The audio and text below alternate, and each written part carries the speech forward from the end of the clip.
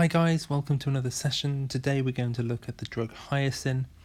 We'll have a little look at its presentation, we'll have a look at its usage and effects, a little bit on mechanism of action, and a little bit on pharmacokinetics.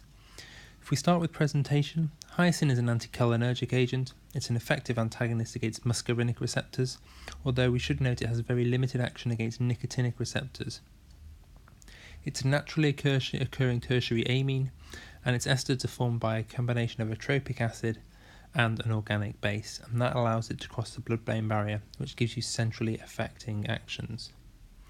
Hyoscine is a racemic mixture, but the only active component is 1-hyoscine. When we think about the usage and effects of hyoscine, hyoscine traditionally is used as an antiemetic.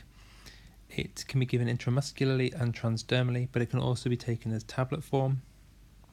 It can be used as a sedative. It can be used as an amnesic agent. It's got anti-sialagogue properties, that means it reduces the production of saliva.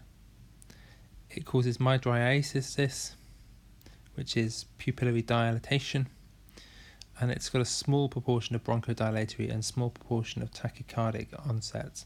However, those are relatively low compared to its partner drugs atropine and glycopyrrolate. When we think about pharmacokinetics, its absorption is variable. The bioavailability lies between 10 and 50%. The transdermal absorption is much better. It's extensively metabolized by the liver, by liver esterases, and only a small fraction is excreted unchanged in the urine. Therefore, the duration of action is considered much shorter than that of atropine.